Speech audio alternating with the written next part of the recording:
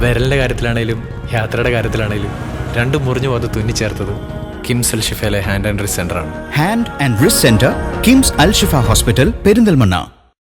ജമാഅത്തെ ഇസ്ലാമിക്ക് പറയാനുള്ളത് എന്ന തലക്കെട്ടിൽ കൊപ്പം ടൗണിൽ പൊതുയോഗം സംഘടിപ്പിച്ചു. ജമാഅത്തെ ഇസ്ലാമി കേരള സംസ്ഥാന സെക്രട്ടറി അബ്ദുൽ ഹക്കീം നദവി മുഖ്യപ്രഭാഷണം നിർവഹിച്ചു. നിലപാട് കൊണ്ടും പ്രവർത്തനം കൊണ്ടും 7.5 പതിറ്റാണ്ട് കാലത്തെ ജമാഅത്തെ ഇസ്ലാമിയുടെ ചരിത്രം സുതാര്യതയും സത്യസന്ധതയും കൊണ്ട് തിളക്കമേറിയതാണെന്ന് ജമാഅത്തെ ഇസ്ലാമി കേരള സംസ്ഥാന സെക്രട്ടറി അബ്ദുൽ ഹക്കീം നദവി പറഞ്ഞു.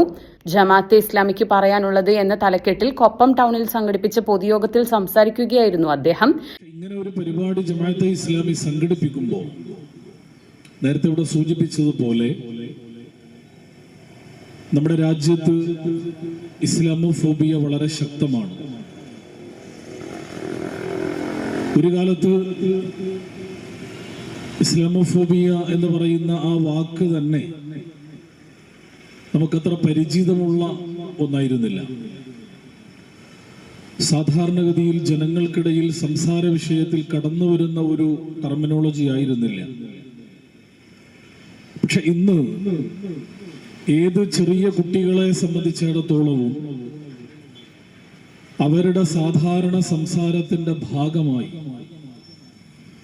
ഇസ്ലാമോഫോബിയ എന്ന് പറയുന്ന വാക്ക് മാറിക്കഴിഞ്ഞിട്ടുണ്ട്.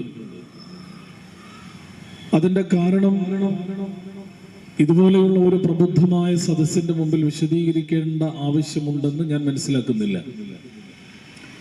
നമ്മുടെ രാജ്യം ഭരിക്കുന്നത് സംഘപരിവാർ ഗവൺമെന്റാണ്. 2014 മുതൽ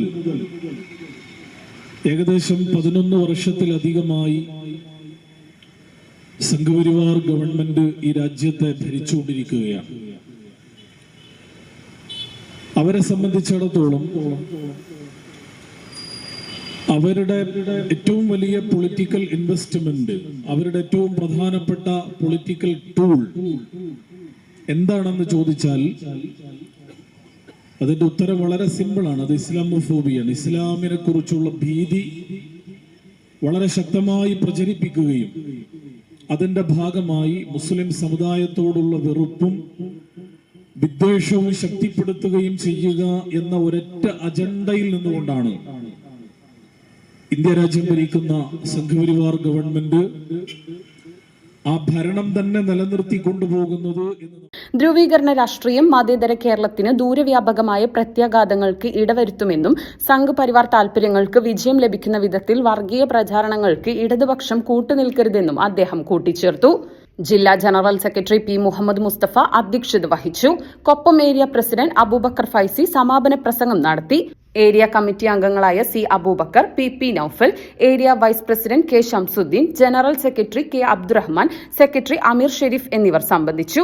ബഷീർ കരിങ്ങനാട് പ്രാർത്ഥന നടത്തി.